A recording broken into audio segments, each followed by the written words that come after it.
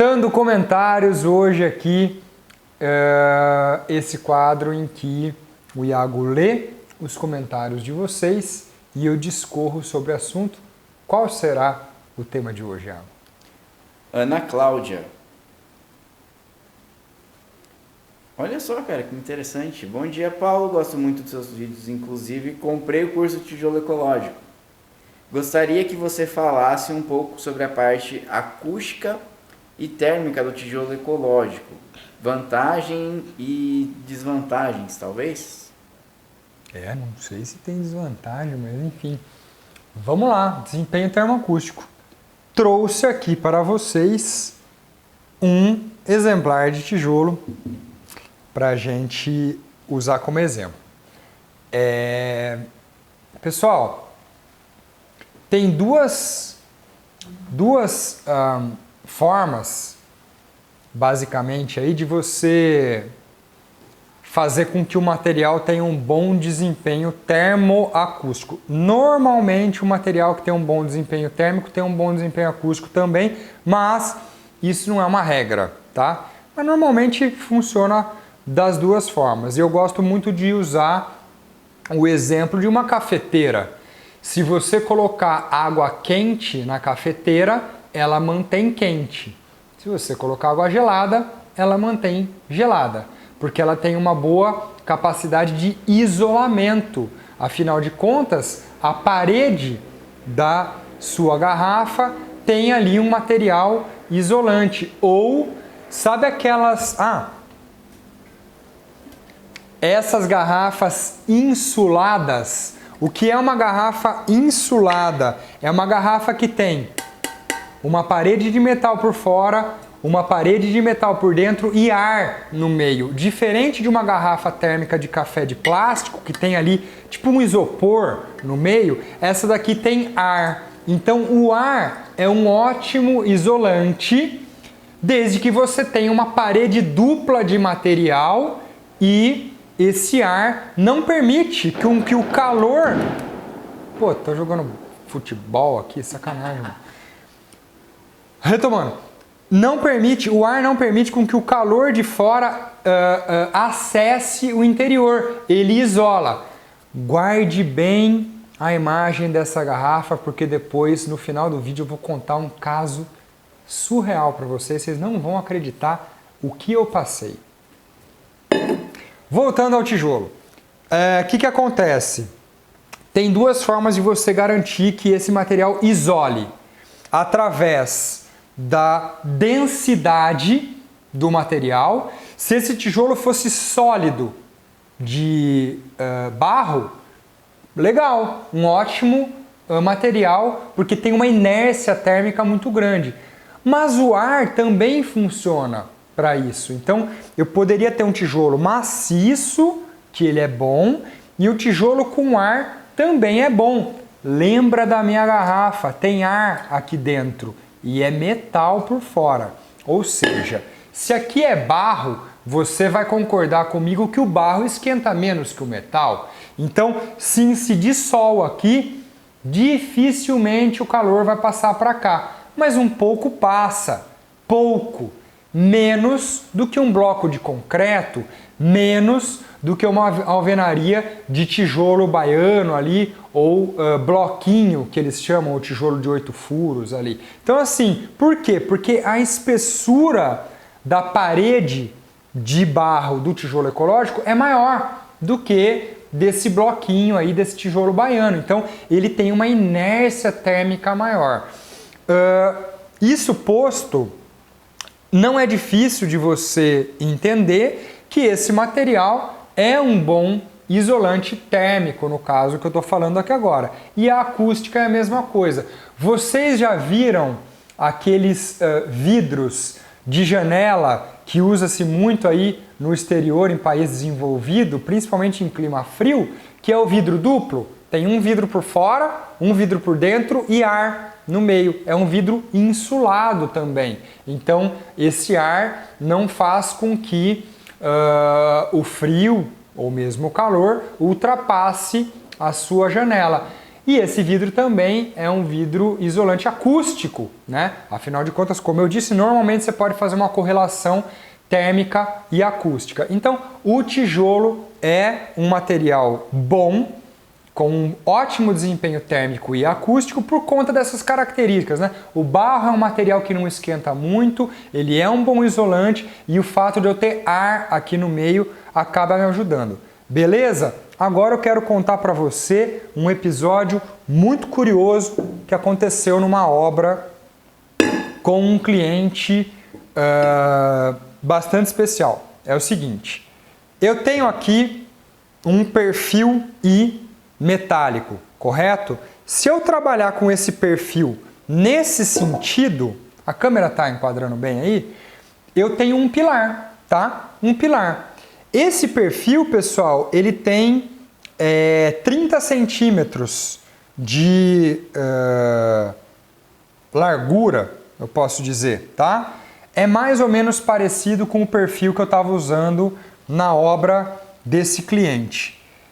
Pensa comigo, o ferro, aliás, antes de eu contar isso aí, eu preciso contar a característica desse cliente. Esse cliente é uma pessoa extremamente preocupada com o desempenho térmico da casa, tanto que a gente colocou o projeto dele no software em que eu meço a insolação e como é que eu iria fazer a implantação da casa no terreno, e ele queria estar junto comigo durante o manuseio do software para ter certeza de que a casa estaria implantada da melhor forma possível com relação aos pontos cardeais para não ter um excesso de insolação nessa construção, e eu utilizei árvores para controle de insolação e junto com o cliente eu defini o posicionamento e o tamanho das janelas. Isso eu faço cotidianamente no meu trabalho, mas não junto com o cliente, é que ele mora na mesma cidade que eu, ele fez questão de participar disso,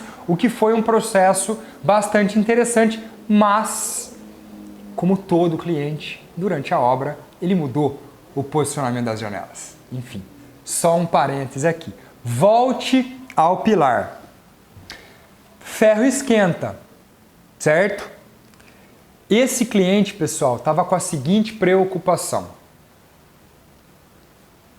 O ferro esquenta, quando incidir sol na face do pilar externa, vai esquentar muito, e ele queria saber se esse calor iria percorrer a alma do pilar, chegar pela face interna desse pilar metálico, irradiar calor a ponto de esquentar demasiadamente a casa dele.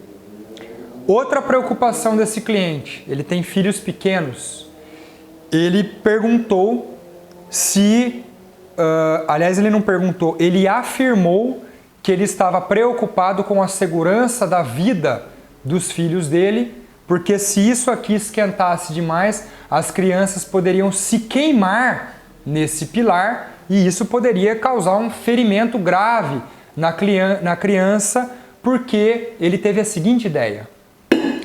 Ele comprou um aferidor de temperatura, daqueles que tem um raio laser, e raio laser é uma maneira bem grosseira de falar, mas ele mede a temperatura soltando ali um raio, né? E aí ele consegue aferir a temperatura. E ele apontava esse medidor de temperatura para a face externa do pilar, que num calor de verão chegava aí a 60 graus. Pô, bem quente, concorda? E aqui por dentro tava lá uns 40 graus. Eu não me lembro exatamente as medidas, pessoal, mas era dessa ordem de grandeza, uns 60 graus para cá, uns 40 graus para dentro. E aí ele falou, meu filho vai encostar aqui no pilar, vai se queimar, vai se machucar. E eu tive que responder com bastante jeito, para não dar uma resposta grosseira. Porque para mim esse tipo de afirmação não tinha o menor cabimento. Mas para ele era algo que estava realmente perturbando ele. O que eu expliquei? Primeiro, isso aqui pode estar muito quente. A criança não vai encostar a cara no pilar, não vai abraçar o pilar. Se o fizer, não vai queimar, fazer bolha. A lataria de um carro exposta ao sol também fica quente. Quando você bota a mãozinha lá no carro, você se queima. É a mesma coisa. Então eu acho que é pouco provável que isso poderia causar um acidente real. Segundo, olha o dimensionamento desse elemento aqui. Ele tem 15 centímetros de espessura. É a face que fica voltada para o sol na face externa da minha parede. Eu tinha naquele projeto um pilar a cada 5 metros mais ou menos, tá? Na minha modulação. 15 centímetros a cada 5 metros, com calor chegando aqui, tramitando todo esse calor pelo meu perfil metálico, radiando para dentro 40 graus, que é quente pra caramba. A área, a superfície desse pilar exposto não é capaz de esquentar um ambiente, por mais que essa face esteja quente lá dentro. Mas ele não tem capacidade para esquentar o ambiente. E aí eu dei para ele o seguinte exemplo. Na casa que ele mora hoje, ele tem janelas de metal. Uma janela padrão mede pelo menos 2 por 1 metro, de chapa metálica. Você concorda que essa chapa metálica esquenta?